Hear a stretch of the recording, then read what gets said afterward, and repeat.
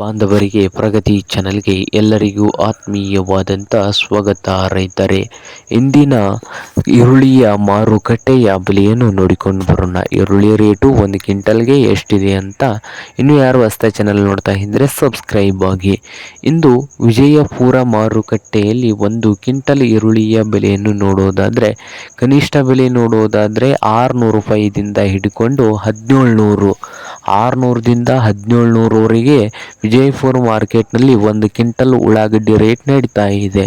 ಹಾಗೆ ಇನ್ನೊಂದು ಮಾರುಕಟ್ಟೆ ಚಿಕ್ಕಬಳ್ಳಾಪುರದಲ್ಲಿ ಒಂದು ಕ್ವಿಂಟಲ್ ಈರುಳ್ಳಿಗೆ 1000ದಿಂದ 2200, 1000ದಿಂದ 2200 ರೂಪಾಯಿವರೆಗೆ ಚಿಕ್ಕಬಳ್ಳಾಪುರ ಮಾರುಕಟ್ಟೆಯಲ್ಲಿ ಒಂದು ಕ್ವಿಂಟಲ್ ಈರುಳ್ಳಿಯ ಬೆಲೆಯನ್ನು ಹೊಂದಿದೆ. ಹಾಗೆ ಬಾದಾಮಿ ಮಾರ್ಕೆಟ್ನಲ್ಲಿ 800ದಿಂದ 1800 ನಡೀತಾ ಇದೆ. ಹಾಗೆ ಬಾಗಲಕೋಟೆಯಲ್ಲಿ 1000ದಿಂದ 2000 ರೇಟನ್ನು ಹೊಂದಿದೆ ಬಾಗಲಕೋಟೆಯಲ್ಲಿ. ಹಾಗೆ ಹುಬ್ಳಿ ಮಾರ್ಕೆಟ್ನಲ್ಲಿ 1000ದಿಂದ 2200 ರೂಪಾಯಿವರೆಗೆ ಒಂದು ಕ್ವಿಂಟಲ್ ಈರುಳ್ಳಿಯ ಬೆಲೆಯನ್ನು ಹೊಂದಿದೆ. ಹಾಗೆ ಮೈಸೂರು ಮಾರುಕಟ್ಟೆಯಲ್ಲಿ 1000ದಿಂದ 1800 ರೂಪಾಯಿವರೆಗೆ ರೇಟನ್ನು ಹೊಂದಿದೆ.